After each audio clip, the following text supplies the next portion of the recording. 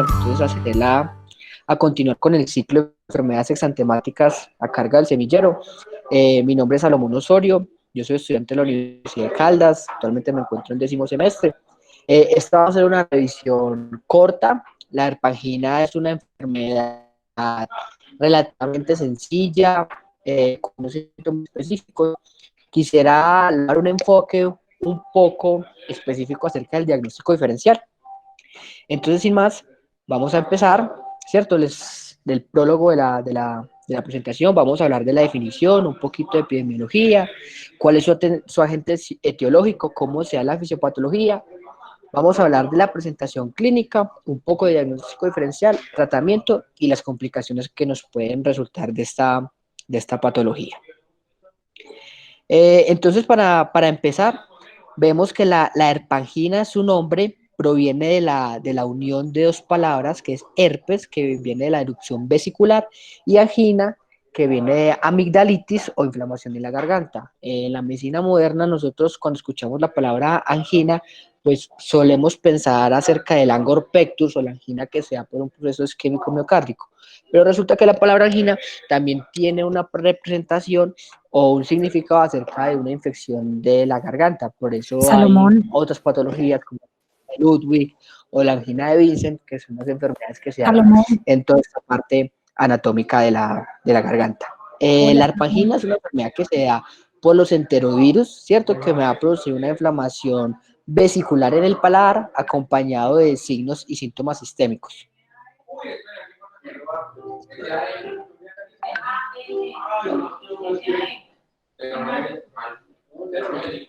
Un momento, por favor.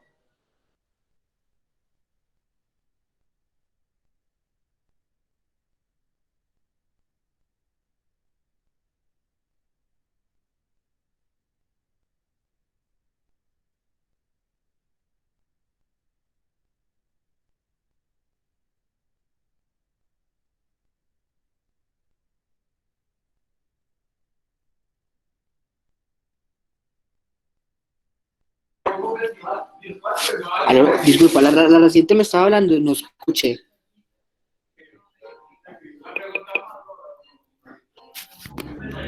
hola, sí, pero ya se corrigió, es que la pantalla estaba muy ampliada y no se podía ver bien como la letra. Pero ya se ve mejor. Sí, sí, ya se ve perfecto.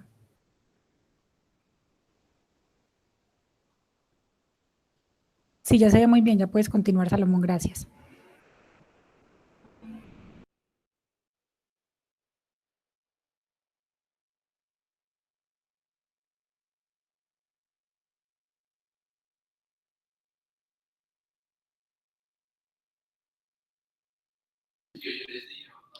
Listo, entonces continuando con la presentación, vamos a hablar un poco acerca del,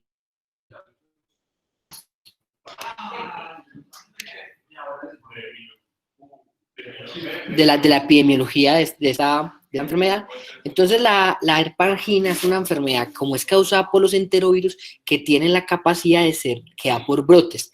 En los países que tienen estaciones se caracteriza por afectar en el verano y se dan por unos episodios epidémicos asociados a lugares de alta concurrencia de personas. La herpangina es una enfermedad que da principalmente en las edades pediátricas, entonces se caracteriza porque dan estos brotes en lugares donde hay alta concentración de estos pacientes. Por lo general, entonces se da en hospitales, en jardines, en colegios, donde se dan los lugares donde se da pues, la principal situación de esta enfermedad.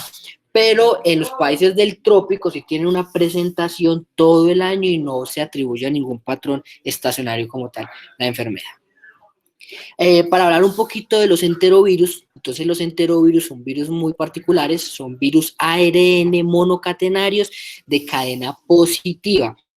Estos virus no son, entonces esa capacidad de que no sean envueltos, simplemente sus proteínas les da la capacidad de que sean supremamente resistentes y fuertes ante los demás agentes. Los enterovirus hacen parte de la familia Picornaviridae, ¿cierto? Hacen parte del reino Ortoviridae y generalmente están enjuiciados en el género enterovirus. ¿Por qué entero? Porque esta característica se basa en que tiene una transmisión fecal oral y una buena capacidad. Dentro de los virus tenemos varios ejemplos, por ejemplo, el virus de la hepatitis A hace parte de los virus, también está, por ejemplo, el poliovirus también hace parte de esta familia, y dentro de la familia de esta enfermedad están los virus Coxsackie. Entonces vamos a hablar un poquito acerca de esta familia de los virus, ¿cierto? Acá les muestro una imagen de cómo sean las distintas familias de los distintos virus, las distintas formas en las que se pueden ver, y acá vemos al lado derecho cómo se ve la familia de los herpes, de los enterovirus. Estos enterovirus tienen la capacidad o tienen la particularidad de que tienen estas proteínas BP1, BP2 y BP3, que tienen estas formas triangulares que le permiten generar esta característica, esta forma del que tienen estos virus, que les da la posibilidad de ahorrar el material genético, y que como todas estas proteínas son las mismas, todas estas proteínas tienen la capacidad de polimerizarse ellas solas y de formar la estructura tridimensional que le da a estos virus, aparte que les da una gran capacidad de ser resistentes a todos los agentes que son detergentes y que los podrían destruir. Entonces les da una alta capacidad de ser infectantes. Para hablar de la fisiopatología de este virus, vemos que fue descrita en 1920, ¿cierto? Los agentes causales de esta enfermedad, los más comunes de la ampargina, son los Coxsackie. Los virus Coxsackie se van a dividir en dos tipos, Coxsackie tipo A y Coxsackie tipo B. Y a la vez estos Coxsackie tipo A y Coxsackie tipo B se van a dividir en distintos serotipos. Los más comunes asociados es así el Coxsackie A16. Y también hay un primo que es el enterovirus A71, que también ha sido fuertemente relacionado principalmente con una forma alterna de la arpangina que más tarde la vamos a mencionar. Vemos que estos virus tienen un periodo de incubación clínica alrededor de 3 a 5 días, ¿cierto? Y tienen la capacidad de transmitirse por forma fecal oral, por goticas o por fomites. Entonces vemos que esto nos podría explicar porque es que tiene la capacidad de generar epidemias, hacer un virus resistente, hacer un virus que se puede contagiar y que se puede adquirir por distintas formas, pues le permite un alto grado de contagio, generándose la posibilidad de que se produzcan estas epidemias. Aquí en las imágenes que les presento es el Coxsackie virus visto por un programa de microfotografía por el barrido de electrón microscópico, en el cual vemos cómo se ven los distintos virus, que todos están con las cápsides, y vemos que no están envueltos estos virus. Entonces, vemos acá cómo es que sale el proceso. Entonces, el principal patógeno encontrado, bueno, los datos que tengo recopilados son principalmente en Asia. La literatura norteamericana no es muy profunda acerca de estos brotes ni el seguimiento. Pero entonces acá les traigo un artículo de un gran brote que hubo en China, en la provincia de Hangzhou, en la cual lograron identificar cuál fue el principal agente encontrado de la arpagina. En este caso fue el Coxsackie virus tipo A2. Entonces, ¿cómo se da el proceso? Tenemos un paciente que tiene una infección latente, ¿cierto? Y que va a tener la transmisión por dos formas, la forma fecal oral, ¿cierto? Los niños que no se lavan las manos, que no tienen una precaución, un buen aseo, o el niño que estornuda y estas gotas se depositan en alguna sustancia inerte, madera, metal, ¿cierto? Y otro niño tiene contacto con esta superficie y se autoinocula el virus.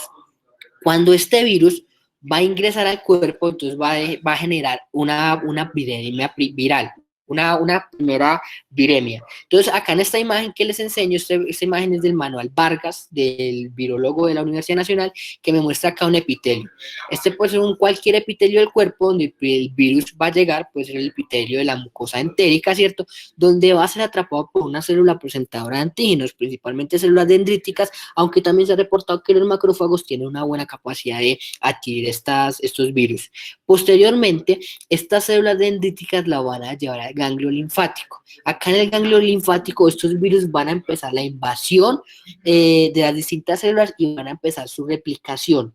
Apenas estos virus van a lograr replicarse, van a ser liberados al torrente sanguíneo y van a generar una primera viremia.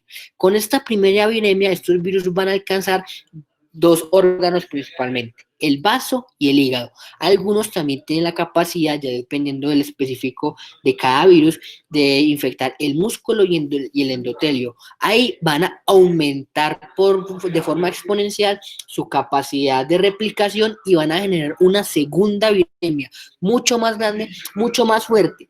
Y esta viremia es la que va a alcanzar los órganos blancos. Entonces acá en este cuadrito vemos cuáles son los órganos blancos de los distintos virus y cómo se pueden y cómo es que llegan a estos sitios y me van a producir pues, la subsiguiente enfermedad.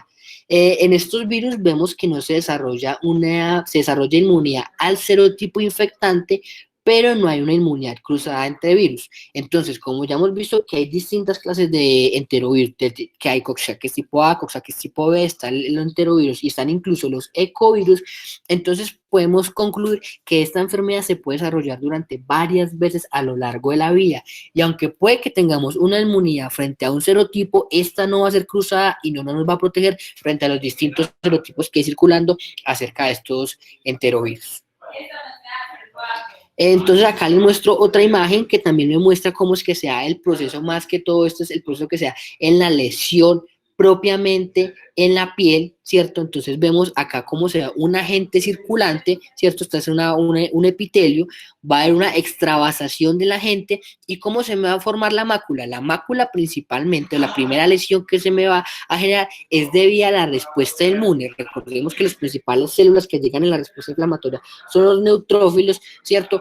Que van a llegar a intentar destruir estos agentes infecciosos. Vemos que también pueden haber antígenos y anticuerpos circulantes en el cuerpo que también me pueden producir estas lesiones, ¿cierto? Y cuando ya tenemos una respuesta específica, tenemos una respuesta mucho más poderosa, mediada por linfocitos que ya tienen la capacidad de ir a destrucción, más que todo linfocitos CD8, pues al final me van a producir una vesícula, va a haber una disruptura de todas las células epiteliales, ¿cierto? Que posteriormente me van a generar una vesícula y que después se me va a formar en una úlcera. Entonces, este es el proceso fisiopatológico en el cual se me forman las úlceras típicas de estas enfermedades. Vemos entonces cómo hace la presentación clínica de esta enfermedad. Entonces, la presentación clínica tiene un comienzo con fiebre, vómito, mialgia, cefalea, un poco de dolor de garganta, y estas de acá son importantes: odinofagia, disfagia. Y estos síntomas preceden la aparición del eritema bucal en horas o días. Entonces recordemos que estos primeros síntomas, si recordamos la fisiopatología que les he mencionado anteriormente, van a ser causados por las viremias que me produce este virus, por la primera viremia. Posteriormente, la segunda viremia, que es mucho más intensa, que es donde se me va a producir las lesiones que vamos a poder evidenciar en estos pacientes, es que se va a producir. Entonces tenemos primero unos síntomas prodrómicos inespecíficos, ¿cierto? Pueden ser causados por cualquier tipo de gripa, pero posteriormente me van a aparecer unas lesiones típicas y características de esta enfermedad. ¿Qué vamos a encontrar en el examen físico? Entonces vamos a encontrar eritema. Se puede o no se puede encontrar exudado tonsilar. Ya se ha descrito que hasta el 20% de los exudados tonsilares pueden ser correspondientes pueden ser producidos por un virus. Entonces hay que tener en cuenta que no todo exudado tonsilar es sinónimo de una infección bacteriana, para que lo tengamos en cuenta. Después se van a producir algunas máculas, a veces son difíciles de identificar o tratar de diferenciar, ¿cierto? Que se van a transformar en unas pápulas. Alguna revisión de la literatura que me decía hablaban directamente de vesículas, unas papovesículas, u otros referían que eran unas pápulas que se transformaban en vesículas, que posteriormente se ulceran centralmente y son moderadamente dolorosas. Esta parte es supremamente importante para tenerla en cuenta en el diagnóstico diferencial. Y esta parte sí que es fundamental, que es la ubicación. La ubicación en la arpargina es clave en su diagnóstico. Porque ¿dónde se va a localizar? Va a ser una localización en el paladar blando, en la úvula, y menos común, pero es muy poco que se da en las tónsilas y en la pared posterior de la faringe o de la mucosa bucal. repasando un poco esto, entonces vemos cómo se da la parte, la anatomía de toda esta parte. Entonces vemos acá las amígdalas palatinas, vemos la úvula, vemos el paladar blando. Recordemos que el paladar blando está compuesto por la aponeurosis palatina, ¿cierto? Que está compuesto por los músculos palatogloso, el palatofaringeo, el músculo tensor del velo del paladar. Entonces, toda esta sección de acá es en la que se me va a ver un compromiso generalmente de la herpangina. Toda esta lesión es donde se van a producir todas las lesiones, principalmente es en esta parte de acá. ¿Por qué? Porque las otras enfermedades que la simulan o que parecen y se parecen a lesiones, dan las lesiones, pero en otros lugares de la mucosa. Entonces, es muy importante tenerlo en cuenta. Se me perdió. Entonces vemos otra vez los síntomas y la clínica de estos pacientes. Entonces vemos un paciente que presenta, un niño que presenta con fiebre, un poco de oinofagia, carraspera, dolor, se pueden asociar con vómitos. Recuerden que puede haber exudado tonsilar, pero vean esta lesión típica de la arpangina, que entonces es una base eritematosa, algunos libros lo escriben como máculas, y se pueden ver la ulceración en la parte posterior del paladar blando. Es importante eso, esto es clave, en la parte posterior principalmente es donde se me van a dar las lesiones de la herpangina. Esa es la parte clásica de la herpangina. Vemos acá entonces otra vez, vemos las lesiones que aparecen en la parte posterior, ¿cierto? Otra lesión en la que vemos cómo se ve esta lesión gris blancuzca, ¿cierto? Y que se me van a ulcerar, son moderadamente dolorosas, importante tener eso, son moderadamente, no pueden ser asintomáticas, pero tampoco van a ser tan dolorosas como lo pueden otras enfermedades, y tienen la capacidad de desaparecer alrededor de 7 a 5 días, es cuando desaparecen estas lesiones en la herpangina. Vemos que el diagnóstico de esta enfermedad, entonces va a ser un diagnóstico netamente clínico, ¿cierto? El 25 por ciento de los casos se pueden acompañar con síntomas gastrointestinales como el vómito, como ya lo hemos mencionado. El diagnóstico etiológico se hace es solamente por PCR, por retrotranscripción de PCR, que usualmente no se usa en la clínica, no es costo efectivo, no tiene ni ninguna indicación, porque si hallamos que es un Coxsackie virus tipo A o Coxsackie tipo B, pues la verdad es que en el tratamiento no me va a afectar y no me va a impactar en el paciente. Entonces digamos que no tiene ninguna efectividad en eso, a menos de que se haya un estudio pues epidemiológico, ¿cierto? Y si se encuentra que este virus, a pesar de que ya pasó la entidad clínica, porque tiene la capacidad de durar alrededor de 10 a 7 días, ¿cierto?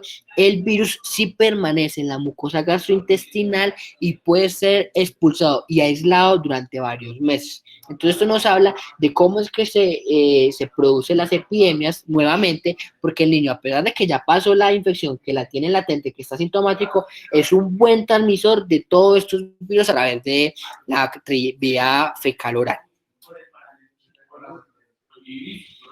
Entonces, como ya lo mencionamos, entonces tienen la capacidad de estar en las heces durante 2 a 3 meses, y durante el tracto respiratorio el pico es de 1 semana y desaparece las 2 o 3 semanas cuando intentamos hacer el aislado de esta infección. Esta infección o esta enfermedad tiene también otra variante. Entonces, alguna literatura habla que es una variante de la arpangina, otra literatura la habla como una enfermedad distinta, que es la faringitis linfonodular aguda. ¿En qué consiste esta? Tiene la misma clínica de los mismos prodromos de la arpangina: fiebre, dolor, tos, ¿cierto? Malestar, vómitos, ¿cierto? Pero se me van a producir son unas lesiones nodulares blanquecinas en la parte posterior y la diferencia es en qué, en que no se van a ulcerar. Entonces acá en esta imagen, como lo vemos que estas tienden a ser, bueno, están descritas como nódulos, un nódulo en dermatología más grande, pero vemos acá la lesión que es típica, pues como es el nódulo, ¿cierto? Un poco más grande, y que no se van a ulcerar. Pueden ser asintomáticos, no son dolorosos. Es importante tener en cuenta esto en la parte del diagnóstico diferencial. ¿Cuál va a ser clave acá? Que se me producen en la parte posterior. Entonces lo tenemos en cuenta. Y de esta variante de la faringitis linfonodular aguda, el que más se asocia a esto es el Coxsackie virus tipo A del serotipo 10. Entonces acá les muestro un cuadrito, ¿cierto? Para tener en cuenta de las distintas, vemos acá la página, los distintos tipos de Coxsackies que me pueden generar y de enterovirus que me pueden producir este tipo de enfermedad. Y no solo eso, acá vemos también todos los enterovirus, todas las enfermedades que vamos a tener en cuenta. Esto es importante a la hora de las posibles complicaciones y a la hora de tener en cuenta un diagnóstico diferencial en estos pacientes. Entonces, dentro del diagnóstico diferencial, tenemos la faringoamigdalitis aguda bacteriana, la gingivostomatitis herpética, la enfermedad mano-pie-boca, la estomatitis aftosa recurrente y tenemos algunas enfermedades autoinmunes. Entonces, vamos a abordar una por una. La gingivostomatitis herpética, entonces, es una infección que se da por el virus herpes tipo 1 o tipo 2, ¿cierto? Que tiene una localización en la mucosa oral y que me va a producir linfadenopatías. Tiene la característica que me puede afectar cualquier parte de la mucosa bucal, incluso los labios, incluso la mucosa gingival también puede ser afectada. Cuando se da una primoinfección, cuando un paciente pediátrico por primera vez se infecta con esto, va a producir una enfermedad un poco moderada, ¿cierto? Va a producir fiebre, puede dar astenia, puede dar irritabilidad y me va a producir unas vesículas que se van a transformar en úlceras. Estas úlceras tienen la característica muy importante de que son dolorosas. Entonces, esto nos va a servir para hacer el diagnóstico diferencial. Las úlceras de la arpangina son levemente dolorosas, las de la gingivostomatitis herpética son muy dolorosas, es lo que se refiere pues, la literatura acerca de esto. Y tienen la característica de que son múltiples, pueden tener múltiples formas, pueden atacarme cualquier parte de la mucosa y cuáles sean.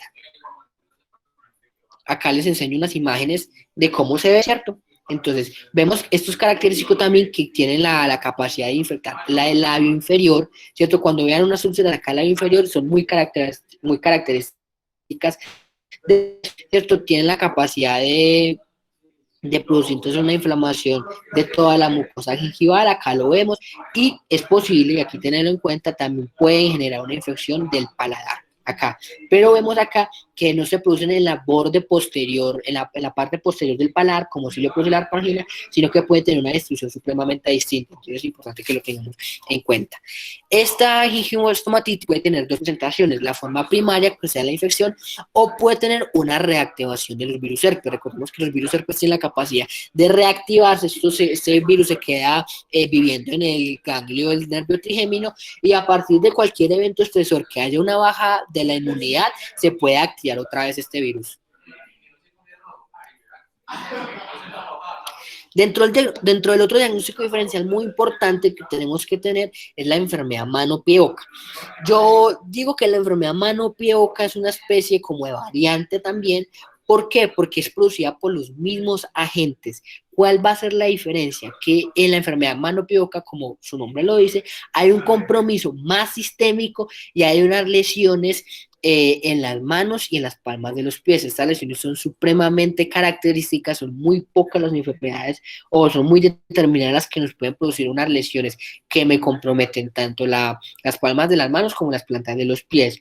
Dentro de las enfermedades mano-pie-boca también se van a producir unas lesiones, unas úlceras en la mucosa bucal. Pero ¿cuál va a ser la diferencia con la arpangina? Que las lesiones de la enfermedad mano-pie-boca tienden a localizarse en cualquier parte y tienden a coalescer. Entonces vemos acá estas úlceras en esta parte de acá del paladar, que aunque esta parte de acá ya sería paladar blando, pero vemos que también hay lesiones que afectan el paladar duro y como vemos esta lesión en la lengua tienden a coalescer, entonces al coalescerse aumentan su tamaño, se forma más grande y entonces ya nos cambiaría el diagnóstico, ya dejaríamos de pensar en una arpangina, sino en otro tipo de enfermedades. Dentro del diagnóstico, dentro de otro diagnóstico diferencial que tenemos que tener en cuenta está el sarampión.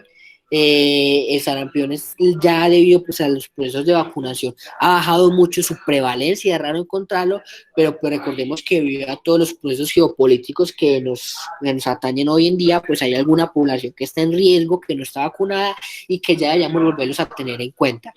Recordemos que en el diagnóstico del sarampión va a haber una lesión patognomónica que se produce en el 97% de los pacientes que se infectan con esta enfermedad y van a ser las manchas de Koplik.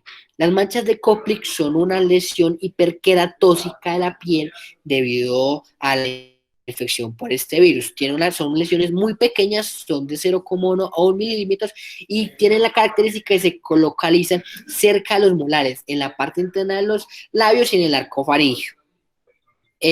Acá les muestro unas imágenes que me ilustran mucho mejor. Algunos las describen como lesiones como en granos de sal, lesiones muy pequeñas, ¿cierto? Que se ven acá justo a los lados de los premolares, que las vemos acá.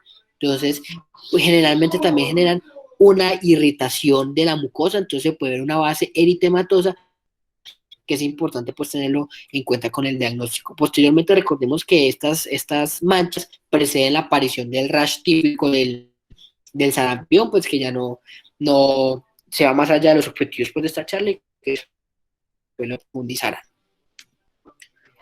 Dentro del otro diagnóstico diferencial que me puede producir unas vesículas en el paladar está la infección por el virus de la varicela zoster. Este virus pues, igualmente tiene dos presentaciones, tiene una primoinfección en la cual se me produce la varicela, pues que todos conocemos cómo se van los signos sistémicos a lo largo de toda la piel, pero dentro de algunas de las manifestaciones que se puede generar es que me puede producir unas úlceras. Estas tienen la característica de que son indoloras, importante para diferenciarlas, no duelen las úlceras de la varicela zoster y me pueden afectar cualquier parte de la mucosa de los pacientes. Ahora, recordemos que cuando este virus entra y otra vez también se queda latente en él, puede generar una reactivación. Cuando este virus se reactiva, el parar va a tener una característica supremamente importante, y es que solo me va a comprometer cuando una reactivación de solo una parte. Entonces acá en estos momentos sabemos cómo solo les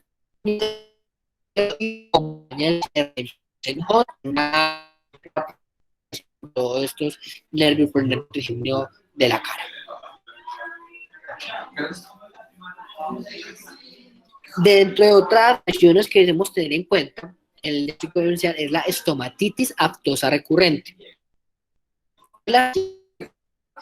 Es un grupo de lesiones en los cuales en los pacientes se producen unas úlceras llamadas aftas que tienen un borde elevado, como lo vemos acá, con una membrana tipo blanca, grisácea, con una base eritematosa.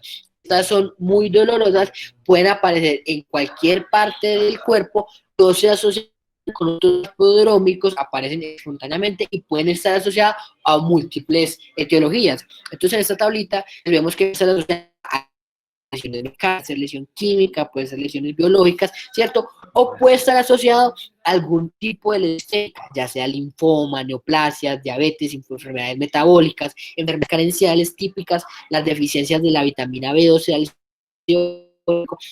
producir enfermedades y este tipo de lesiones. Entonces es importante también tenerlo en cuenta para el diagnóstico diferencial de la herpes angina. Por último, entre las enfermedades autoinmunes, debemos tener en cuenta, acá les traigo dos, el pemphigo vulgaris y la enfermedad de Behçet. La enfermedad de Behçet es una enfermedad, es una vasculitis asociado a la HLA-B51, en la cual tiene la triada en la que se me produce uveitis, lesiones genitales, pero es característico que también se me producen lesiones a nivel de la mucosa bucal. Estas lesiones, aunque se caracterizan porque aparecen en la lengua, pueden aparecer en cualquier parte del paladar. Como es una enfermedad autoinmune, puede producir fiebre, puede producir malestar general, entonces es importante que lo tengamos en cuenta. El pemphigo vulgaris es una enfermedad mediada por IgG, en la cual estas están dirigidas contra los desmosomas, contra la caderina, contra la desmogleina 3, en la cual se me produce un desprendimiento de la piel y me produce unas lesiones también en la mucosa bucal. Esta manifestación es importante tenerla en cuenta a la hora del diagnóstico diferencial de estos pacientes y para sospechar pues otro tipo de enfermedades. Por último, el buen lupus siempre está en tu diagnóstico diferencial.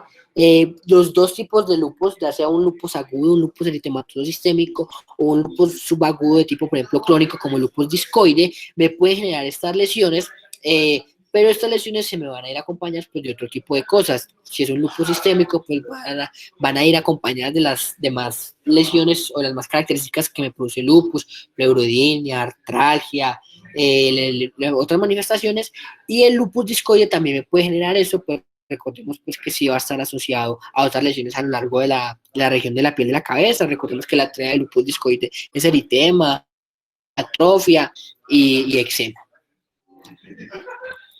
Dentro del tratamiento que vamos a tener para esta enfermedad, el tratamiento va a ser netamente sintomático, ¿cierto? Se recomienda el aislamiento en casa del niño para que no vaya a tener no vaya a contagiar a más niños, ¿cierto?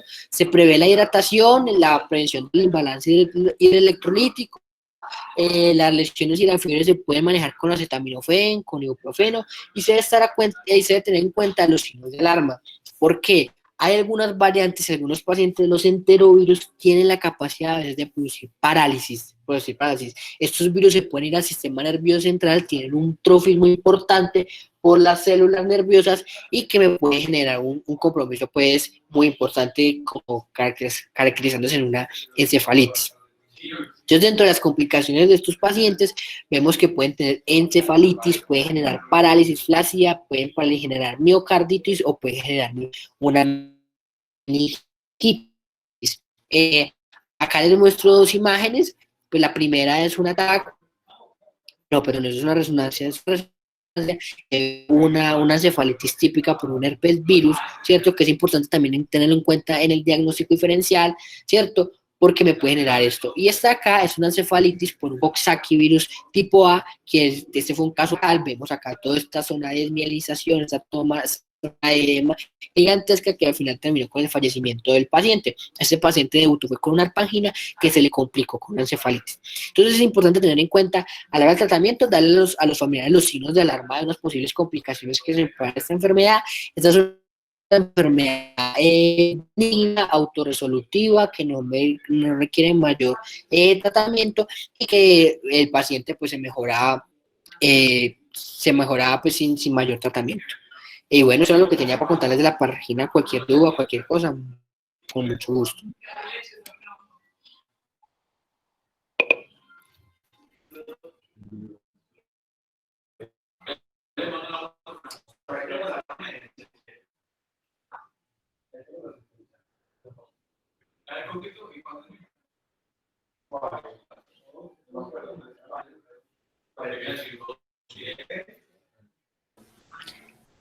Hola Salomón, ¿me escuchas? ¿Me escuchan? Sí. Hola. Yo quería hacer como unas precisiones con respecto pues a la enfermedad de la arpangina. Uno, que no solamente se presenta en verano, sino que también se puede presentar en primavera en los países pues donde hay estaciones, y como bien lo decías, pues en los países tropicales y subtropicales se puede presentar pues en todas las épocas del año, y puede ser en casos aislados o como epidemia, sobre todo pues como lo decías, en sitios que sean muy concurridos, en guarderías, ¿cierto? En sitios de esa índole. Lo otro es que tú referías que la edad de presentación eran mayores de 6 años, pero en realidad ahí hay una confusión, porque se presentan en menores de 6 años, es como el principal grupo etario. Lo más común es que sea entre 1 a 6 años, aunque se han reportado pues casos en neonatos, casos en adolescentes y en adultos jóvenes también, precisamente porque esa inmunidad que se genera es solamente contra el serotipo específico y no es de por vida. Entonces puede presentarse una infección. No, eran menores de 6 años, tienes toda la razón, me equivoqué. Sí, listo. Y lo que estaba diciendo también, bueno, era que la inmunidad contra cada uno de los serotipos no es de por vida, así que se puede presentar infección por el mismo serotipo y por otros, pues porque tampoco hay inmunidad cruzada. Es una enfermedad muy frecuente, probablemente pase pues como subdiagnosticada, porque puede presentarse simplemente de manera leve y los papás no consultan pues por eso con los niños. Y su alta transmisibilidad, como lo decías, que hay transmisión fecal-oral, transmisión respiratoria y también transmisión por secreciones que tienen pues contacto con diferentes superficies, y ahí es cuando entran en contacto pues los vómites. Y lo otro que me parece importante es resaltar lo del enantema, que el enantema, pues, que son las lesiones que se presentan en la cavidad oral, como muy bien lo decías, en las localizaciones pues, del paladar blando, la úvula, los pilares amigdalinos, las amígdalas, en general aparecen como pápulas o vesículas redondeadas de 2 a 4 milímetros, de bordes bien definidos, que tienen ese color blanco o grisáceo, y que posteriormente, unos días después, se ulceran y ya pues dejan un halo como eritematoso alrededor, y que se presenta pues muy frecuentemente y es característico de esta infección. Lo otro que yo leí fue como en 2 artículos, que la herpes angina podía evolucionar a la enfermedad de mano, pie, boca. En algunos casos, precisamente porque son pues también virus Coxsackie las que lo ocasionan. Entonces también tener en cuenta que pacientes que desarrollan posteriormente las vesículas como ovaladas en forma de ese balón de fútbol americano, en plantas, palmas, hay que tener en cuenta pues que están ya desarrollando una enfermedad de mano, pie, boca. Y listo, de eso pues te felicito, muy buena presentación. Listo, muchísimas gracias. Espero que haya sido claro con los conceptos y pues que hayan aprendido. Sí, muy claro, muchas A gracias. María Hasta Pineda y a luego. Gustavo, muchas gracias por la invitación y por la difusión y la charla. La imagen de la charla estaba también muy bonita. Muchas gracias a todos. Muchas gracias, Alo.